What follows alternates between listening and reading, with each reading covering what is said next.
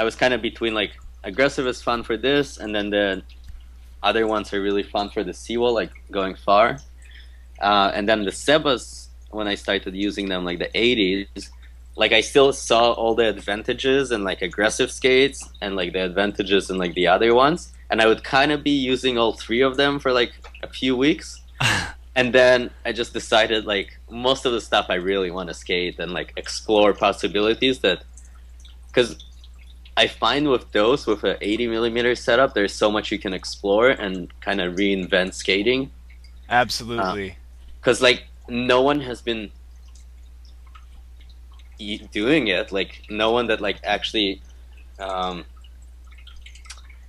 I guess, aggressive skaters.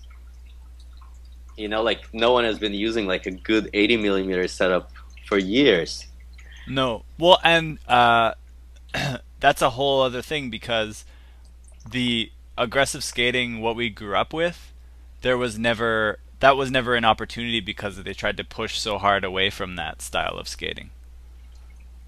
So Yeah, it's exactly. new. Like I said, it's like it's new territory. Or you just said that too, but yeah. Yeah, I guess the point is like no one explored it, and you can.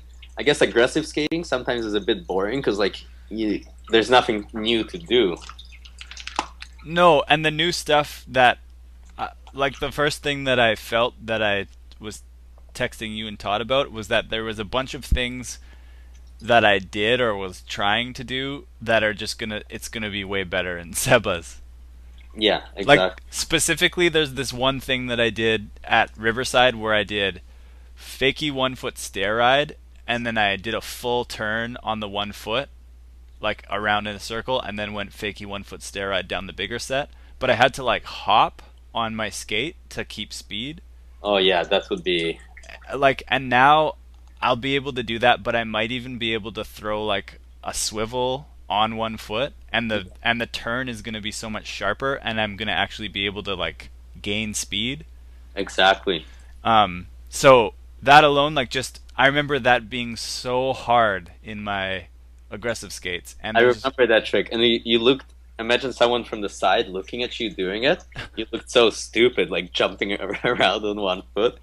But if you exactly. do it on like a pair of like a rocket setup of like six skates, you go down, do the swivel, people would be like just blown away.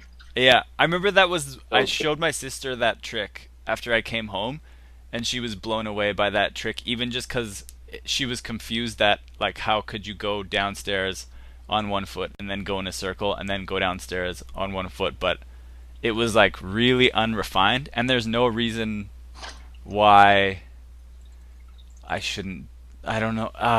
There's Like like no reason why the aggressive skates would be good for that. especially for your style of skating, yeah, you've been living in the darkness for way too long. But I have this question. Do you miss being able to just?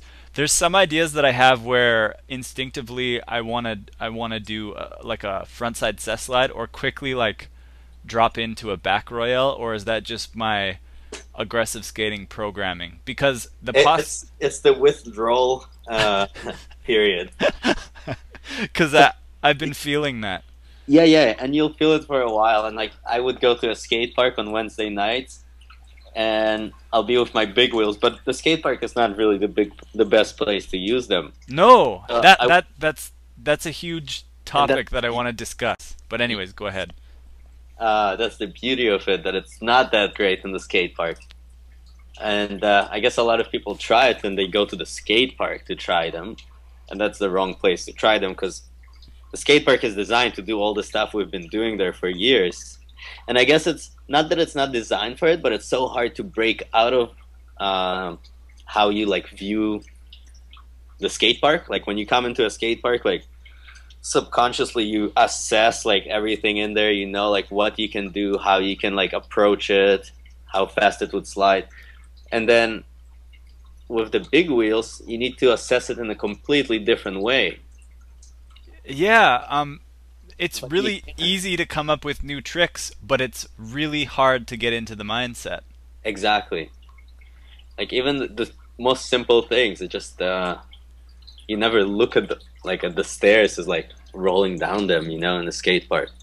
You always see it as an obstacle. Yeah.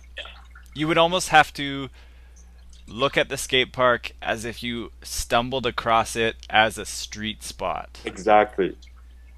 So maybe it's easier if you go to like it's your first time in a skate park with big wheels, then yeah, it's a different story. Um, and yeah, actually the skate parks that I did go for the first time, on those skates I had like really fun. A lot of fun. I had really fun. I had a lot of fun. More people should experience this. It But kills me where aggressive skaters are so stubborn and they just are not willing to experience this amazing feeling of good skates. Leon, it's mentally challenging because you Yeah, think that they're not as good as your aggressive skates, but that's not true. They're completely different. exactly. They need to go It's through the not withdrawal not like a period. comparison thing. It's not a like a contest.